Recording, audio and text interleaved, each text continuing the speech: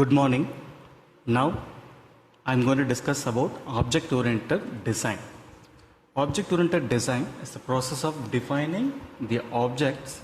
Objects are nothing but entities and their interactions to provide a solution to the problem which was identified and documented during the analysis phase of object-oriented analysis. The whole system is viewed as a collection of objects. Objects are nothing but the entities. The state is distributed among the objects and each object handles its own data, that is own state data. So consider the example library automation software. Each representative may have a separate objects with its data and functions to operate those data. So objects have their internal data which represents their state and each object is a member of some class. Now comes Unified Modeling Language, UML. UML is a standard visual modeling language used for modeling, analysis, design and implementation of software-based systems. It is a way of visualizing a software program using a collection of diagrams. We'll see the diagrams later. It's a key to making a UML diagram is connecting the shapes which represent an object or class with other shapes to illustrate the relationships and the flow of the data or information. So it is categorized into structural diagrams and behavioral or interaction diagrams. These are the main categories, and it is further classified into use case diagram, class diagram, sequence diagram, collaboration diagram, state chart diagram, activity diagram, component diagram and deployment diagram. So first of all, we'll see the use case diagram. What is use case diagram? Use case diagrams models the functionality of the system using actors and use case. So actor and the use cases are the main thing in this use case diagram. So use cases are a set of actions, which means a set of functions to be performed in the system and the functions that the system needs to perform. What the system needs to perform which comes in the use cases. So a system is something being developed or operated like a website. The actors are the people or entities operating under the certain roles which is defined already within the system. The uses of use case diagram. It is used for visualizing the functional requirements of a system which was already collected, and it will transform into the design choices and development priorities.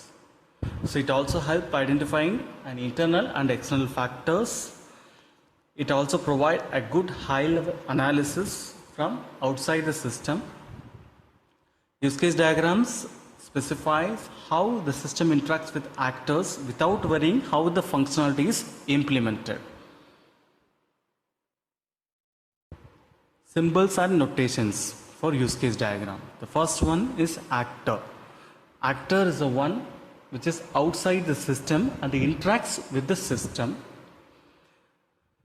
Anything that exchanges the data with the system, we'll be calling it as actor. So the actor can be a user, an external hardware or another system. Symbol for actor is given in the right side.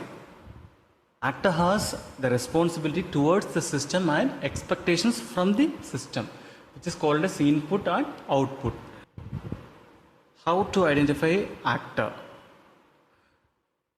The requirements elicitation process carried out by identifying the actors. The following questions helps in identifying the actors. First one, who uses the system? The one who is using the system will be an actor. The next, the one who installs the system. So who installs the system will be an actor. Then the who startups the system, who maintains the system. Who shut down the system? Who gets information from the system? Who provides information to the system? And what other systems use this system? These are all can be an actor of a particular system. Then use case. Use case is nothing but a set of scenarios that describes an interaction between the user and the system. So it is named by verb plus noun, that is noun phrase. Example, do something. If there is an actor, then it must be linked to a use case. But use cases may not be linked to an actor. So the symbol of use case is given oval shape. Now how to identify the use cases? So the following set of questions used to identify the use case. What functions does the actor require from the system? So there is a system. So actor requires something to do in the system. So what are those functions? That will become an use cases. Does the system store information? If so, what the actors will create? Then what the actors will read? What the actor will update? What the actor will delete? So these kind of things will be a use cases. Then does the system need to notify an actor about changes in the internal state? Then the system need to notify an actor about the changes happened in the system. Are there any external events the system must know about? If so, the actor informs the system of those events. So these are all comes under use cases. Relationships. The relationships, association, generalization, include and extend. These are the four relationships. The first one, association. Association is a relationship, shows the communication between an actor and the use case, or the user and the use case. It is represented by a solid line connecting between the use case and an actor. The next one, generalization. It's a relationship between a general use case and a special use case. It is also called as a parent-child relationship between use cases. So it can also be represented as an inheritance process. We know already inheritance is a parent-child relationship. Generalization is used when you find two or more use cases that have commonalities in behavior, structure and purpose. So at that time we will be using the generalization relationship, and it is represented as a directed arrow with a triangle arrowhead. It is given here. The next one, extend. This relationship extends the base use case by adding more functionality to this system. It may add behavior to the base use case, that is adding functionality or adding behavior to the base use case. It is denoted as dashed line with triangular filled arrowhead. Next is include. This relationship is used when a chunk of behavior is similar to the other use cases. So when the use cases are similar with the behavior, we can have this include relationship instead of copying the description of that behavior. So instead of copying the behavior from one to another, we can have this include relationship which will help us to do that. So it is denoted as dashed line with filled triangular arrowhead. There is a scenario.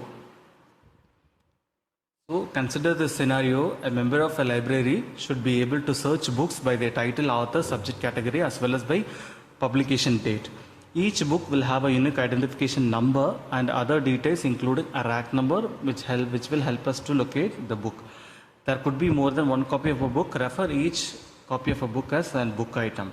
Retrieve who took a book or what are the books checked out by a specific member allow the maximum limit of 5 and how many books a member can check out, and the maximum limit 10 on how many days a member can keep a book. Collect fines for the books returned after the due date.